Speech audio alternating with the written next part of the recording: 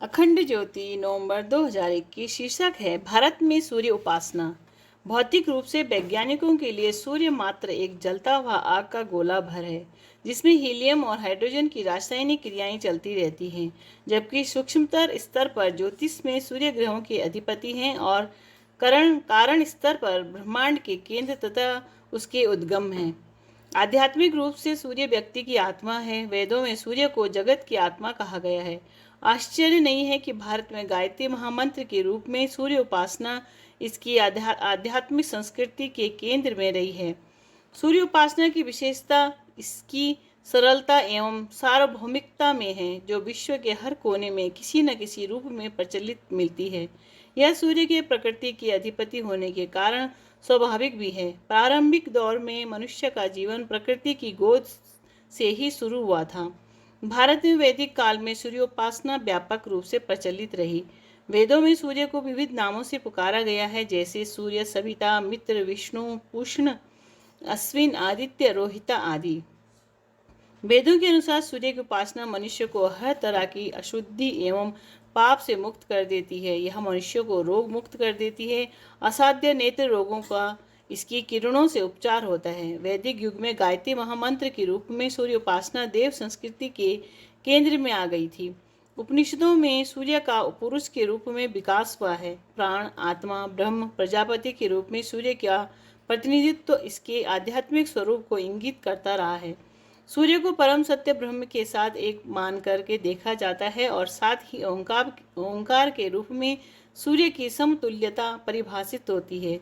कुछ स्थानों पर आदित्य के रूप में तो कुछ स्थानों पर इसके सविता रूप को कुछ स्थानों पर आदित्य के रूप में तो कुछ स्थानों पर उनके सविता रूप को परम सत्य ब्रह्म के साथ एक साथ देखा जाता है। इस तरह उपनिषदों में वैदिक सूर्य देवता की ब्रह्म के रूप में उपासना की जाती रही है।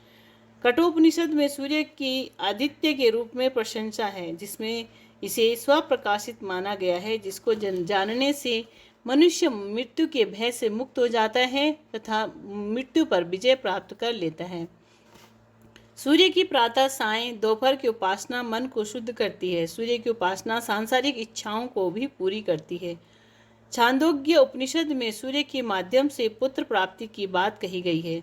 सूर्य उपनिषद एवं चाक्षुषोपनिषद सूर्य की ही उपासना के लिए समर्पित है। चाक्षुष विद्या को नेत्रों के विकार के उपचार के रूप में विस्तार से बताया गया है।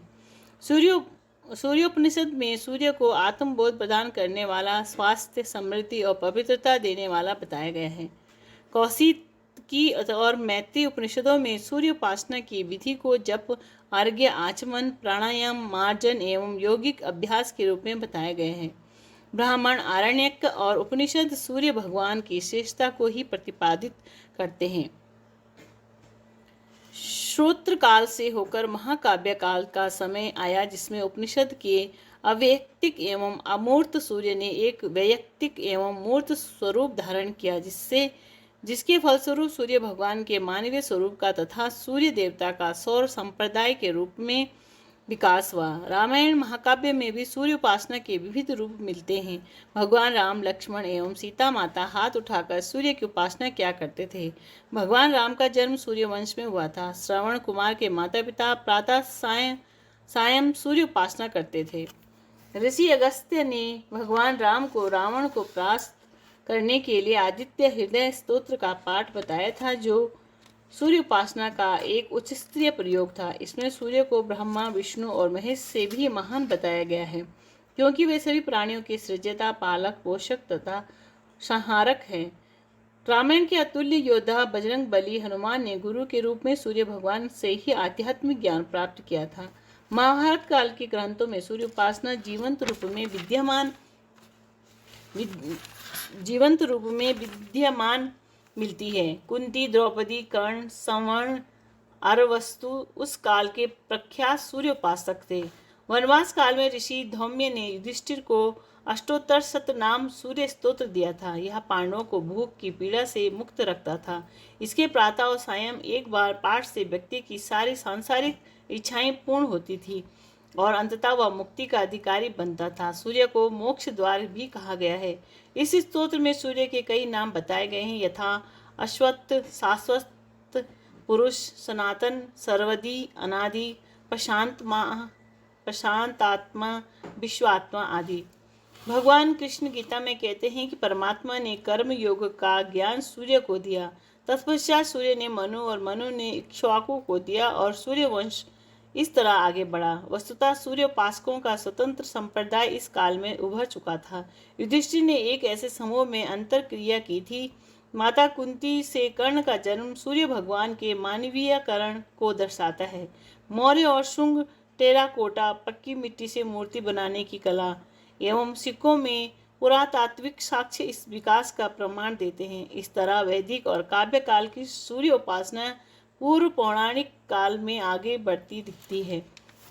महाभारत काल में विकसित हो रहे सूर्य उपासना के सांप्रदायिक पौराणिक काल में और विकसित हुए।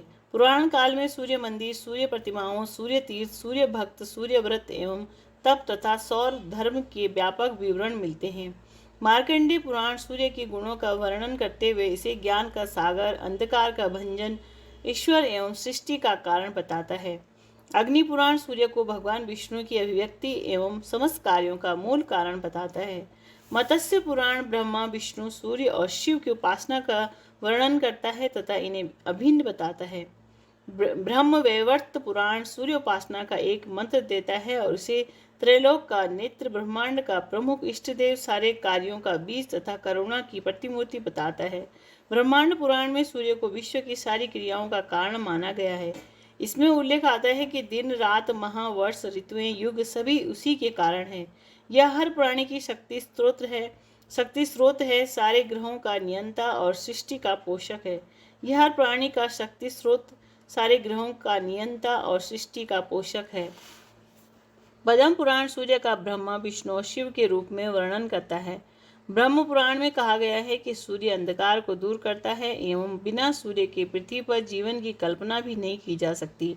श्री कृष्ण के पुत्र सांब के कुष्ठ रोग का उपचार सूर्य उपासना द्वारा हुआ था।